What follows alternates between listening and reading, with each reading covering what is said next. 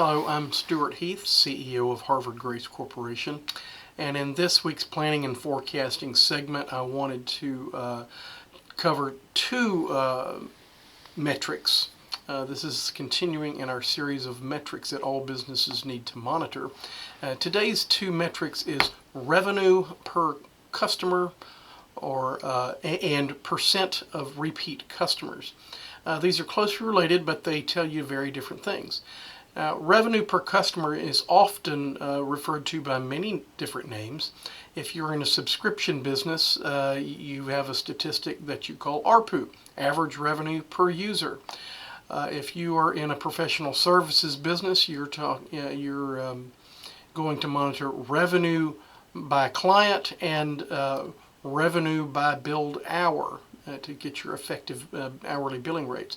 If you're a retail customer, either e-commerce or physical, you're going to also look at revenue per customer. Or retail will also look at something called average order size. And what that means is each time somebody comes, what is the average amount of money that they spend? If you own a dry cleaning store, you simply take your amount of revenue and divide it by the number of tickets you wrote up, and that's your average revenue per customer and or your average order size. And closely related to this is the percent of repeat customers. Now, average revenue per customer is quite easy to calculate. Number of revenue divided by number of customers.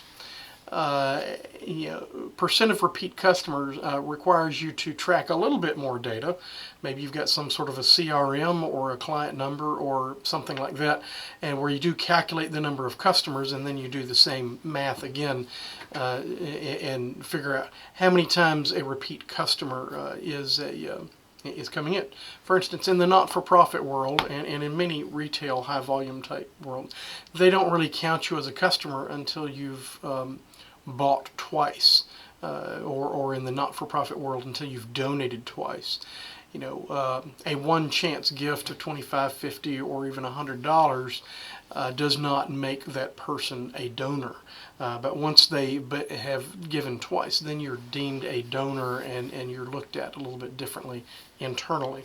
So you always want to know how many times, what percentage of your customers or doing repeat business, because this dictates how you're going to market to them. It dictates how you're going to organize your business, because you want to, when you have a high percentage of repeat business, then you're going to focus on things like customer retention, which is a completely different process in business than marketing or customer attraction.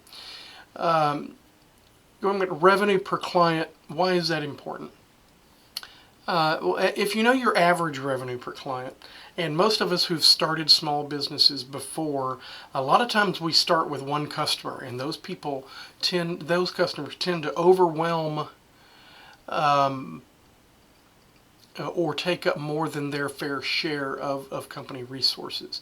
And so you look at that and you say, okay, am I making any money off of that customer or any customer? That's why you do the analysis. You want to identify who your profitable customers are, and then you want to try to maximize that business.